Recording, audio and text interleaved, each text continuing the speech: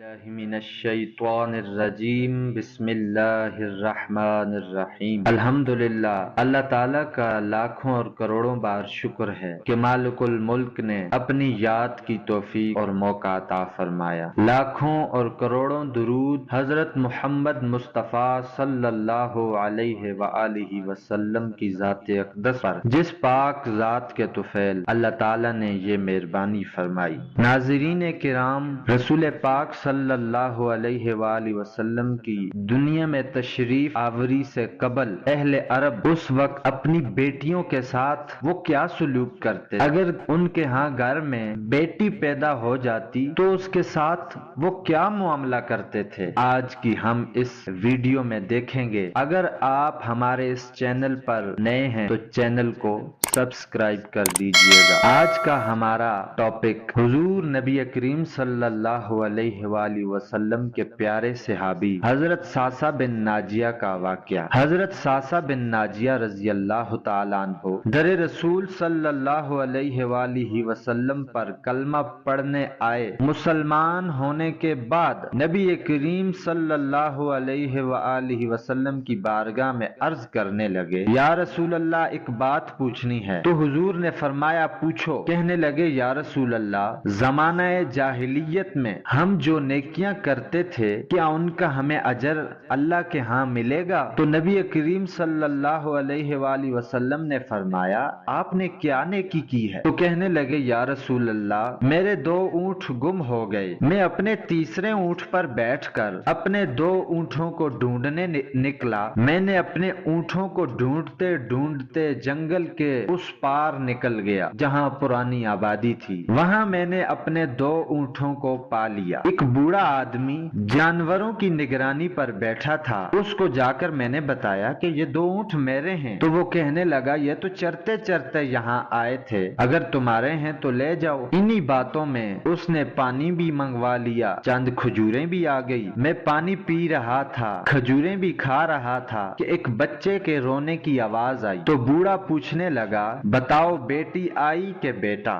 میں نے پوچھا بیٹی ہوئی تو کیا کرو گے؟ کہنے لگا اگر بیٹی ہوئی تو اسے یہیں زندہ دفن کر دوں گا، اس لیے کہ میں اپنی گردن اپنے داماد کے سامنے جھکا نہیں سکتا، اور اگر بیٹا ہوا تو میرے قبیلے کی شان بڑھے گی، میں بیٹی کی پیدائش پر آنے والی مصیبت برداشت نہیں کر سکتا، اس لیے اگر بیٹی ہوئی تو میں اسے ابھی زندہ دفن کر دوں گا۔ حضرت صعصع بن ناجیہ رضی اللہ تعالیٰ عنہ فرمانے لگے، یا رسول اللہ صلی اللہ علیہ وآلہ وسلم یہ بات سن کر میرا دل بہت نرم ہو گیا۔ میں نے اسے کہا پھر پتہ کرو بیٹی ہے کہ بیٹا ہے۔ اس نے معلوم کیا تو پتہ چلا کہ بیٹی آئی ہے۔ میں نے کہا کیا واقعی تو زندہ دفن کرے گا؟ تو کہنے لگا ہاں۔ میں نے کہا دفن نہ کر مجھے دے دے، میں لے جاتا ہوں۔ یا رسول اللہ وہ مجھے کہنے لگا اگر میں بچی تم کو دے دوں تو تم مجھے کیا دو گے؟ میں نے کہا تم میرے 2 اونٹ رکھ لو اور بچی مجھے دے دو۔ کہنے لگا نہیں، 2 اونٹ نہیں، یہ جس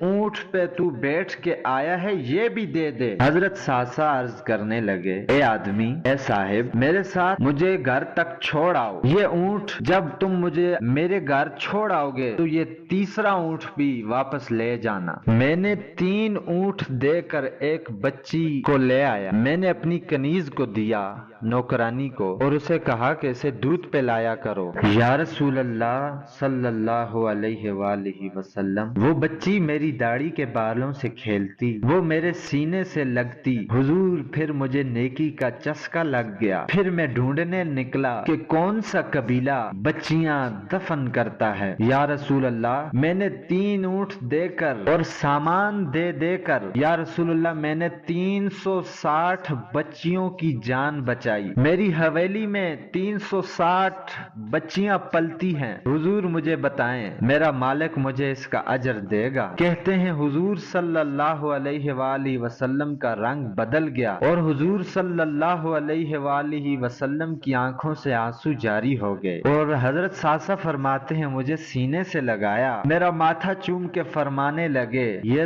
تو جو میرے پاس بیٹھا ہے رب نے تجھے دولت ایمان عطا کر دی ہے۔ نبی کریم فرمانے لگے یہ تیرا دنیا کا اجر ہے اور تیرا آخرت کا جو اجر ہے قیامت کے دن اللہ تعالیٰ تیرے لیے اپنی رحمت کے خزانے کھول دے